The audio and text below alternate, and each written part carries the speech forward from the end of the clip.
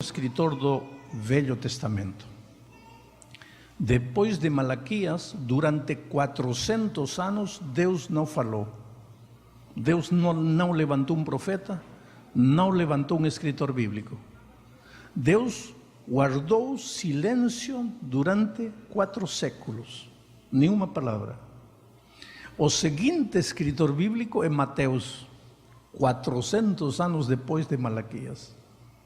Porém, é interessante que Malaquias termina sua mensagem falando de um mensageiro que viria.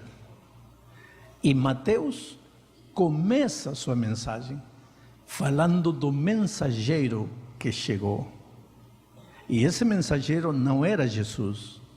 Esse mensageiro era João Batista, que viria pregando no espírito e no poder de Elias. Malaquias escreve seu livro para preparar o povo de Deus para a primeira vinda do Senhor Jesus Cristo. Hoje nós já não esperamos a primeira vinda de Jesus, ele já veio e já morreu na cruz do Calvário. Hoje nós esperamos a segunda vinda de Jesus. Então, a mensagem de Malaquias, que tinha como propósito preparar a igreja de Deus para o encontro com o Messias na sua primeira vinda, vale hoje para nós, para preparar-nos para o encontro com Jesus na sua segunda vinda. O povo que Malaquias tentou preparar para a primeira vinda, quando Jesus veio, o povo não o recebeu. A minha pergunta ontem era: e nós, o povo que estamos querendo ser preparados para a segunda vinda, estaremos realmente preparados para encontrar a Jesus? Essa é a resposta que vamos responder hoje. E vamos abrir o texto em Malaquias capítulo 1, versos 6 a 8. Diz assim: Deus está falando aqui, e Deus está falando a seu povo, e quando Deus está falando ao seu povo, em realidade está falando para você. Você é a igreja de Deus, você é seu povo.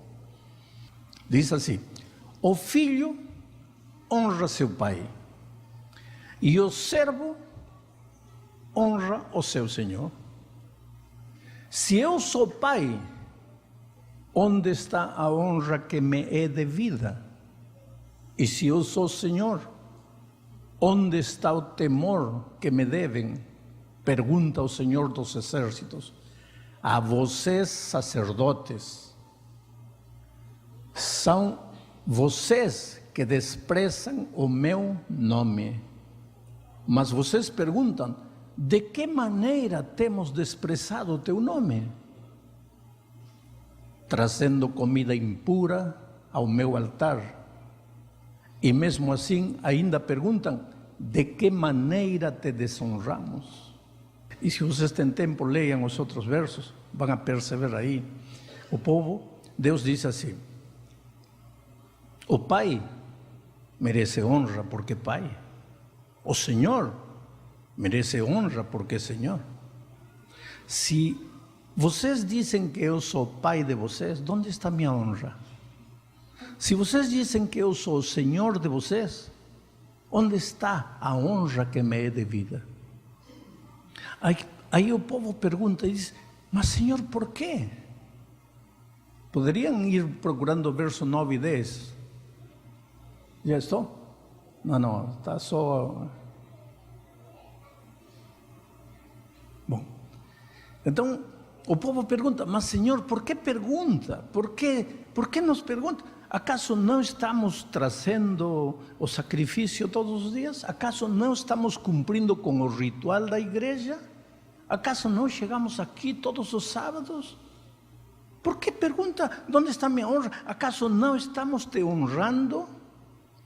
E aí Deus pergunta: sim, vocês me honram na forma, mas que tipo de sacrifício vocês trazem para a minha igreja? Dizem, no seguinte texto, Deus diz assim: vocês trazem a ovelha que está ferida, machucada, que não presta, que vai morrer, em outras palavras, o que te sobra, isso você traz para mim. Você me adora. Eu não posso dizer, ninguém pode dizer, não me adora meu povo me adora, mas de que maneira me adora? Colocam na mesa coisas imundas.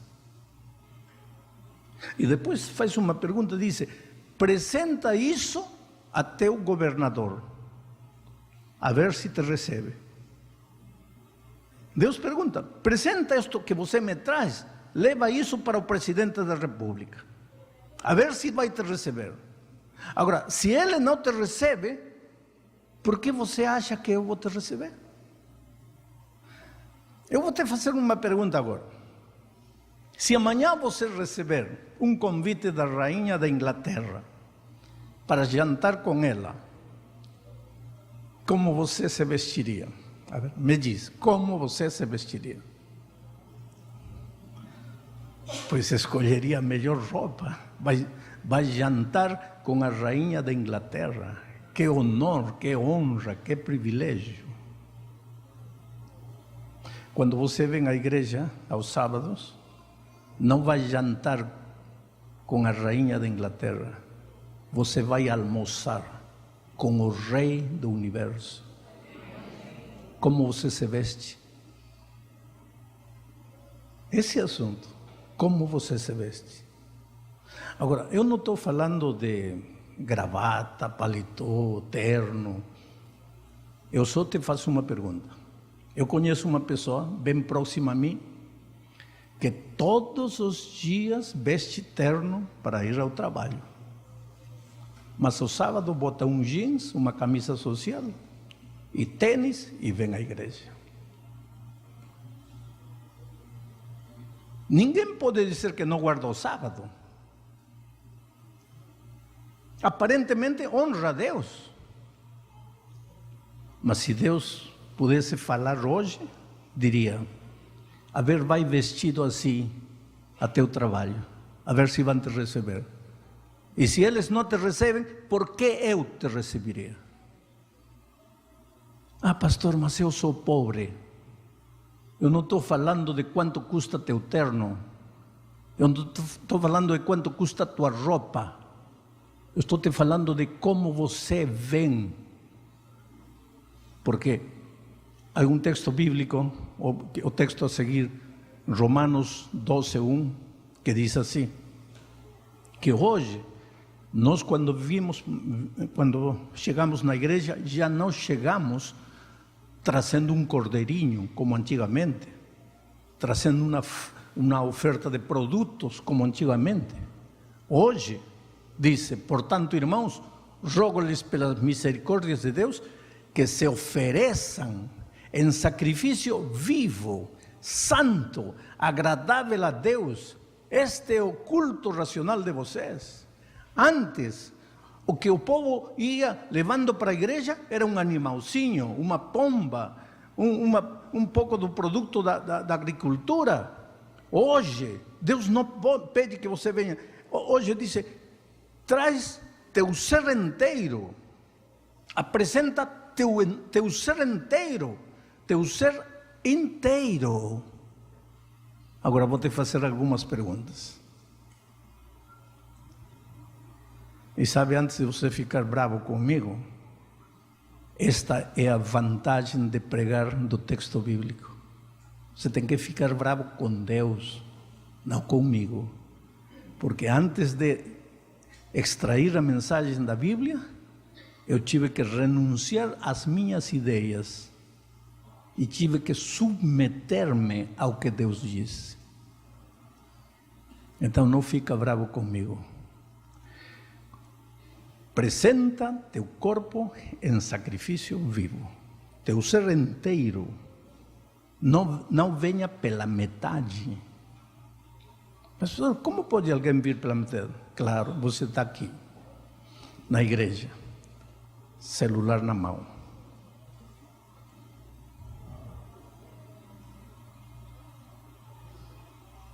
Faz isso diante da rainha da Inglaterra.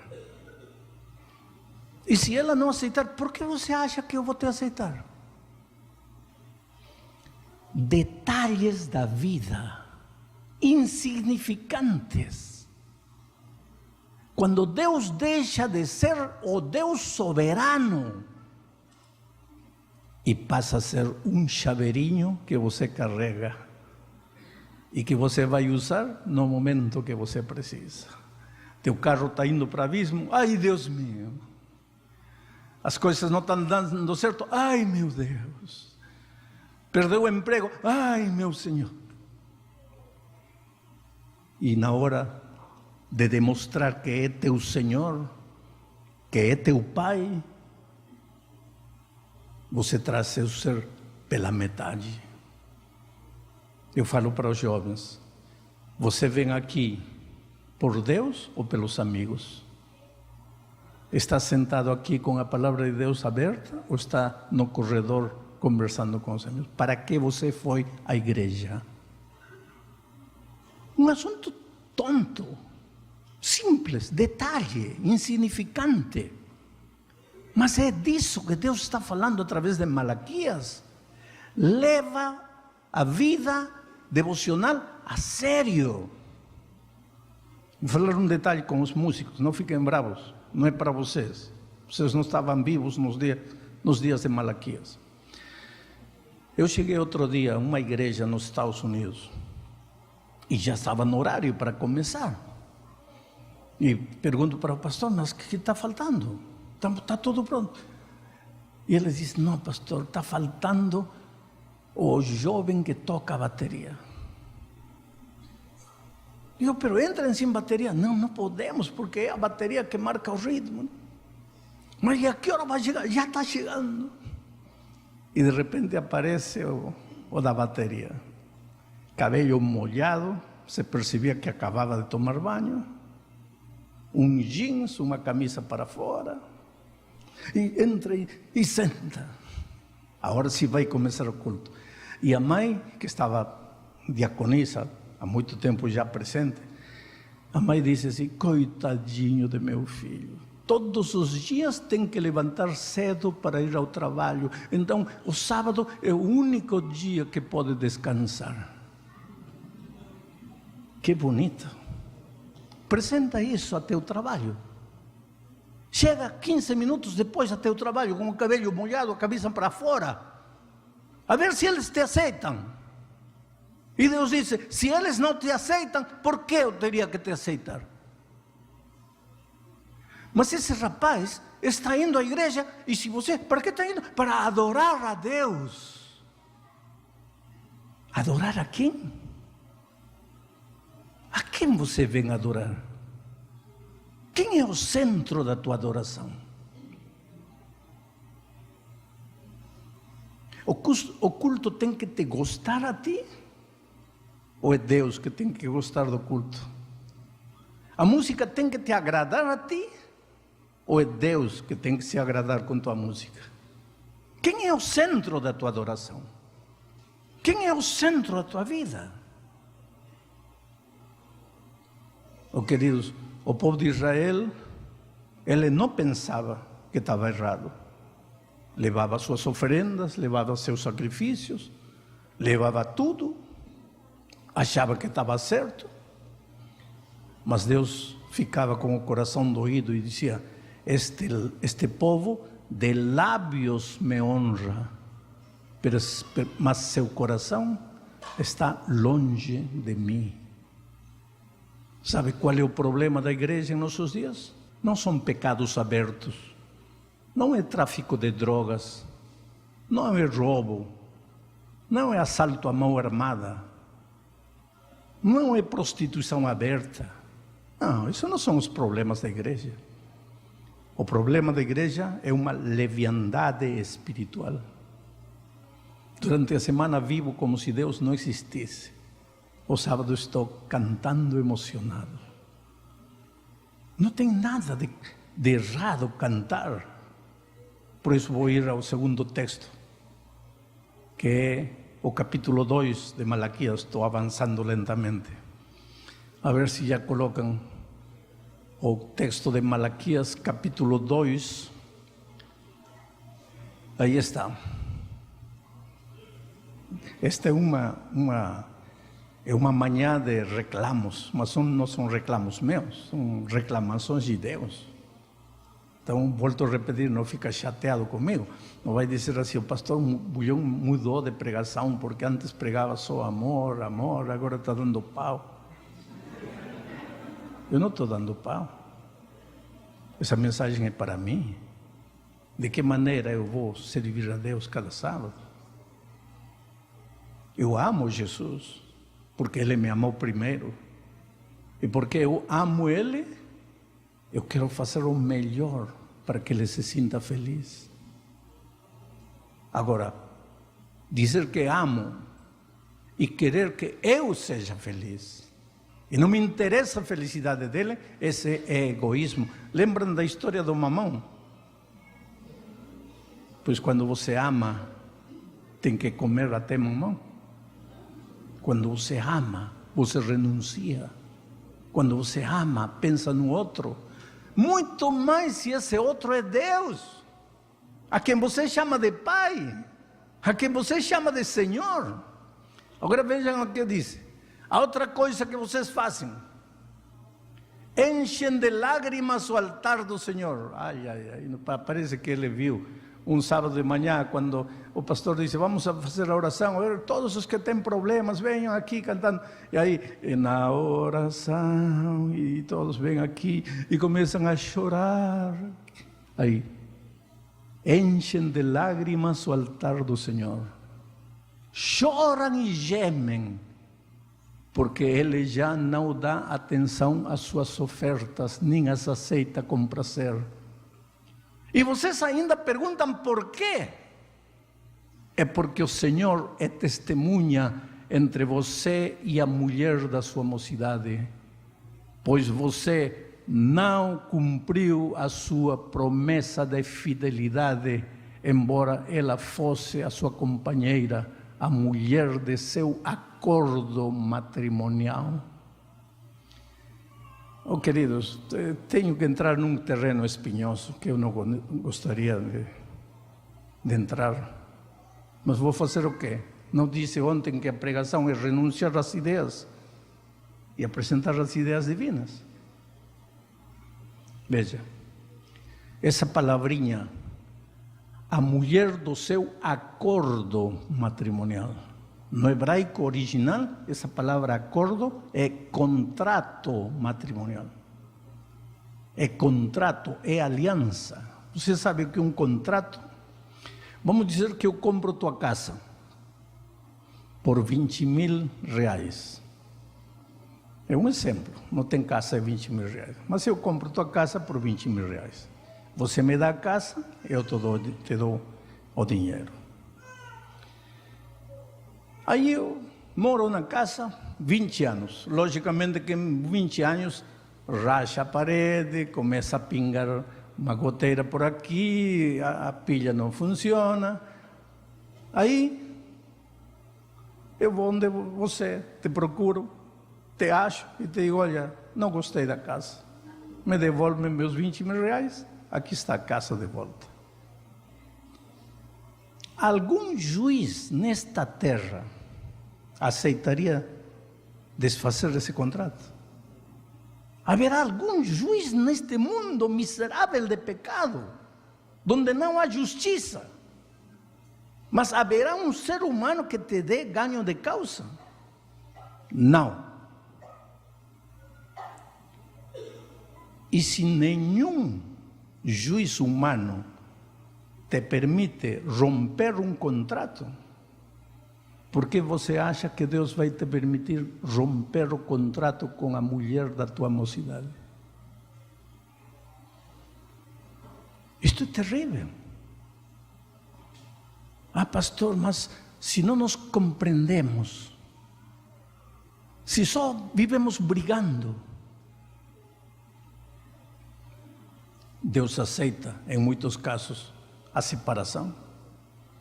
Em caso de adultério, o próprio Senhor Jesus diz, e añade, acrescenta, mas isto por causa da dureza de vosso coração. Não é o ideal, Porque o ideal de Deus não é divórcio, não é separação.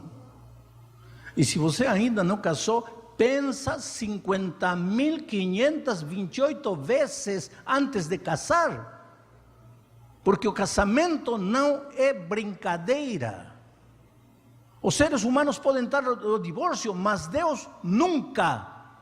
Porque quando eu, como ministro do Evangelho, faço um casamento, digo, o que Deus juntou, não o separe o homem. Mas o homem vive separando o tempo todo. E quer que Deus aceite.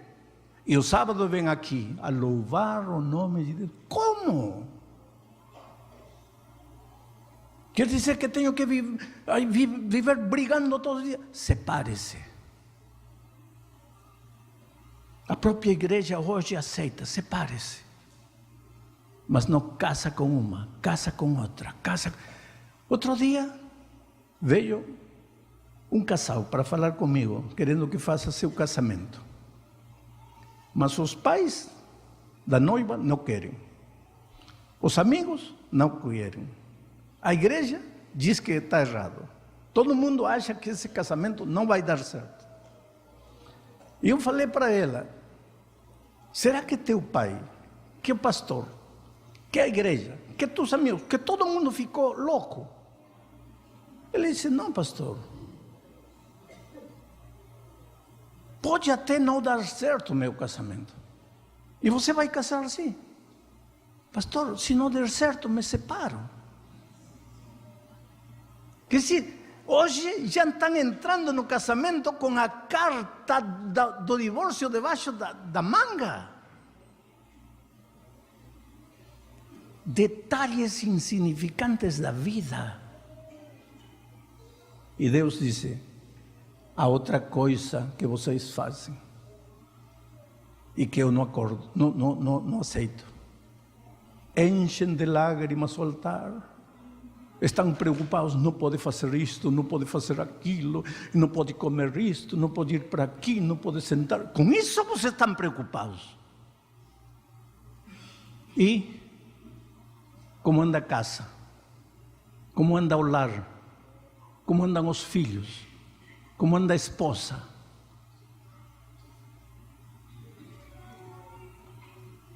Tomara que não tenha aqui, mas tem gente que se qualifica de conservador. Eu sou conservador. E, no entanto, está batendo a esposa na casa.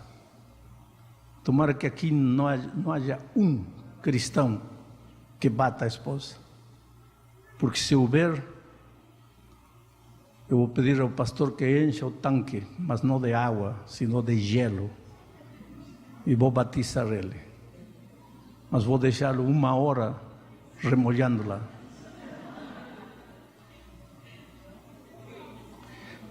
Quero lhes dizer uma coisa, queridos. Eu vou completar já 50 anos de casamento. Por favor, não pensem que nunca tive problemas no casamento. Temos tido tremendos problemas, minha esposa e eu. Se esta manhã eu pergunto, você está casado 30, 40, 50 anos, nunca teve problemas? Se você levantar a mão, você é um mentiroso. Ou você está mentindo, ou um de vocês tem submetido o outro de tal maneira que outro coitado não pode ser nem pio. Então, lógico que não vai haver problemas. Não vai haver problemas para o dominante. Mas o pobre dominado vive uma vida de inferno. O casamento é a única escola onde você se matricula, começa a estudar, mas não se forma nunca. Porque é estudar, estudar, estudar, estudar. Não tem formatura. A felicidade no casamento não é um lugar onde você chega. Cheguei, sou feliz. Isso não existe. A felicidade é uma experiência maravilhosa que você vive todos os dias enquanto vai caminhando em direção da felicidade. Vou repetir.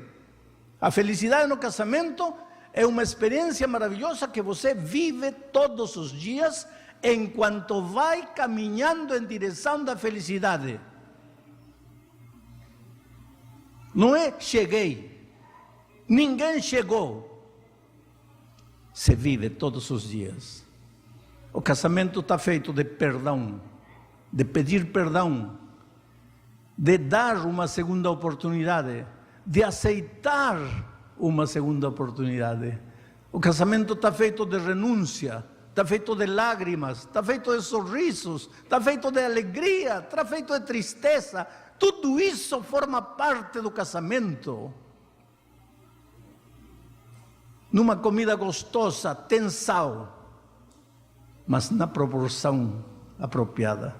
Se você coloca meia taça de sal, malogrou a comida. Até as lágrimas contribuem para a felicidade de um casamento na medida certa. Muitas lágrimas já malogrou o casamento. O casamento é uma experiência de trabalho diário. O grande problema no casamento é o temperamento. E tem muita gente que se esconde atrás da palavra temperamento. Eu sou melancólico, eu sou colérico, eu sou isso, eu sou aquilo. Não, querido, eu não vou negar a existência dos temperamentos, mas tem uma coisa que você não conhece que chama-se o poder transformador da palavra, o poder transformador do Evangelho. Um exemplo disso é João. Chegou a Jesus um dia, seu apelido era o filho do trovão. Imaginem como era o temperamento de João para que lhe disseram filho do trovão. Um tipo explosivo, estupim curto, falava tonterias, besteiras. Um minuto depois já estava chorando, pedindo perdão, mas já tinha arruinado todo com a tonteria que falou. Chegou assim. E entendeu que só Jesus Cristo poderia transformar seu ser. E se agarrou de Jesus com lágrimas. Senhor, não quero ser assim, transforma minha vida. E o Espírito de Deus lo foi transformando e transformando e transformando. E quando chegamos na ilha de Patmos, já encontramos um velhinho com quase 100 anos de idade. O apelido dele já não é o filho do trovão. O apelido dele agora é discípulo do amor. Em que momento este filho do trovão deixou de ser filho do trovão e tornou-se discípulo do amor? A ver, João, fala, quando foi? Que dia? Ele não vai poder dizer. Sabe por quê? Porque você nunca percebe o momento em que Deus te transforma. Porque você pode determinar o dia e a hora em que você aceitou Jesus. Isso você pode determinar. Mas você não pode determinar o dia em que você foi transformado. Porque a transformação não é um ato. A transformação é um processo. Você vai sendo transformado.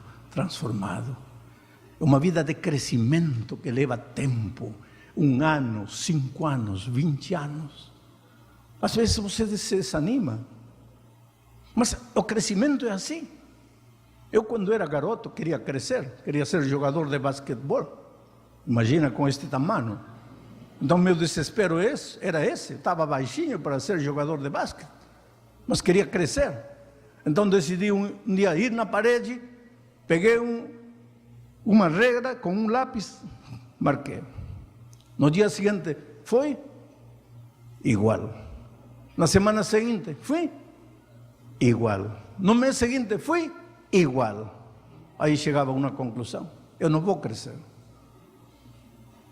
Passava 1 ano, me lembrava. Ia, já tinha crescido 2 centímetros. O crescimento é assim. Não espero que... Paulo, Pedro, vocês se batizaram ontem, hoje. Agora não esperem que amanhã já são santinhos que vão voando para os céus. São seres humanos. Tem que ir a Jesus todos os dias, chorar aos pés de Cristo, clamar. A transformação é uma realidade, queridos, é uma realidade. Deus pode transformar teu ser, Deus pode fazer, é uma realidade. Mas para isso você tem que passar tempo com Jesus. De noite tem que deixar um pouco as coisas que rotineiramente você faz. Esquece um pouco de televisão, esquece um pouco de internet. Concentre-te na palavra de Deus. Chora, fala para o Senhor: Jesus, não quero ser assim. Estou destruindo meu casamento. Estou destruindo a vida dos meus filhos. Não quero ser assim. E de repente o Espírito de Deus começa a trabalhar em você. E sabe o que? Quando Deus te transforma, você não percebe. Quem percebe são os outros, especialmente aqueles que vivem perto de você. Eu não acredito em pessoas que dizem: eu estou sendo transformado. Deixa que os outros digam que você está sendo transformado. Mas os que estão perto de ti, esses sim vão perceber. Queridos, quando eu prego assim em diferentes lugares, as pessoas podem até chorar, se emocionar. Isso não me deixa feliz como quando eu vejo minha esposa e meus filhos sentados, ouvindo cada palavra minha. Às vezes, entre meus filhos, minhas noras, minha esposa, lágrimas em alguns olhos. Aí sim, eu agradeço a Deus em meu coração, porque eles me conhecem. Eles sabem como sou quando me levanto. Eles sabem como sou quando vem um momento difícil na vida. Eles sabem como reajo. E se eles acreditam na palavra que estou pregando, é porque de alguma maneira Deus está trabalhando. Um processo longo.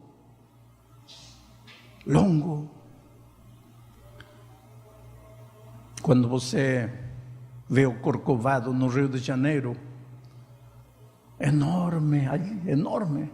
Mas quando você está em Copacabana e vê o Corcovado, um bonequinho pequenino de 10 centímetros.